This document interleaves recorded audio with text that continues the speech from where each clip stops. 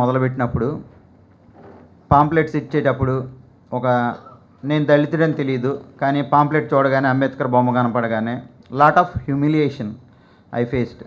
Okay, నేను చాలా villages తిరిగాను, ఇక్కడ నుండి డిస్ట్రిక్ట్లో చాలా ప్లేసెస్కి నేను వెళ్ళి ఇవ్వడం జరిగింది ప్రత్యేకించి.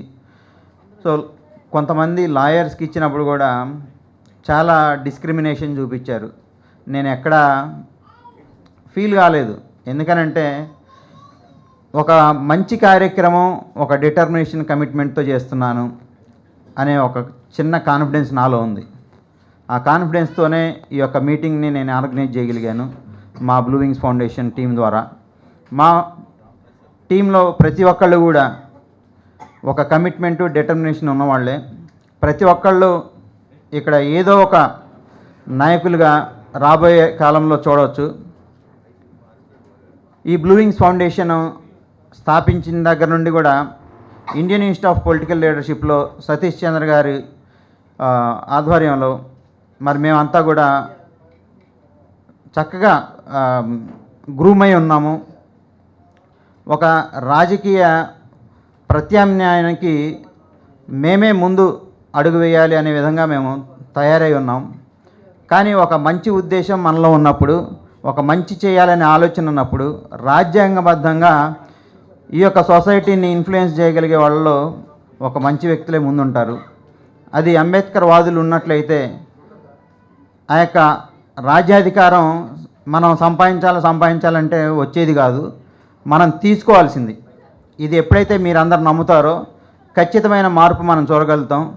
కొంతమంది ఇప్పుడున్న ప్రస్తుత పరిస్థితుల్లో ఉన్న పార్టీలు చూసుకుంటే మెడలోనేమో బ్లూ కండవానో ఏదో ఉంటుంది, రంగురంగులు 3 రంగులు ఉంటాయి, కానీ పెట్టేది మాత్రం అంబేద్కర్ బొమ్మని. అంబేద్కర్ గారు చెప్పేది ఏంటి? రాజ్యాధికారం పొందమని. కానీ మనం పోయి ఒక చెంచాగిరి చేసి అడుక్కునే స్థితిలో ఉండి ఒక రిజర్వ్డ్ కాన్స్టిట్యున్సీలో పోటీ చేసి మన రిజర్వేషన్ ఉన్న వాళ్ళనే ఇబ్బంది పెడతా, అక్కడేమో ప్రోటోకాల్ కావాలా, లోపల రూమ్లోకి వెళ్ళినప్పుడేమో వంగి దండాలు పెట్టే పరిస్థితి. సో ఇలాంటి చెంచాలని తరమాలి అని అంటే ప్రతి ఒక్కరు ఒక శక్తిగా ఎదగాలి, అప్పుడే రాజ్యాధికారం మన చేతిలోకి వస్తుంది. దయచేసి నేను ఎక్కువ సమయం తీసుకుంటున్నానేమో అనిపిస్తుంది, మరలా నేను మాట్లాడతాను. ఇంకా చాలా సిరీస్ ఆఫ్ టాక్స్ ఉన్నాయి. Ambedkar's revolution of knowledge ARK 2025. We are going to conduct multiple meetings on this theme in this year. So I would like to thank each and every one of you.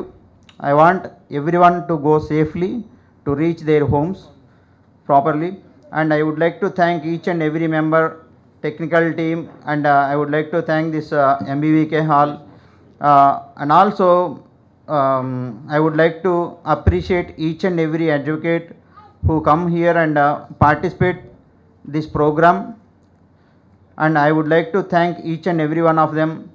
చాలామంది ఇతర గ్రామాల నుండి నేను పిలవగానే ఒక మంచి ప్రోగ్రాంకి మీరు రండి అని చెప్పినప్పుడు చాలా సుదూర ప్రాంతాల నుండి వచ్చిన ప్రతి ఒక్కరికి ధన్యవాదాలు తెలుపుతూ నేను నాకు ఇచ్చిన సమయాన్ని బట్టి ముగిస్తున్నాను.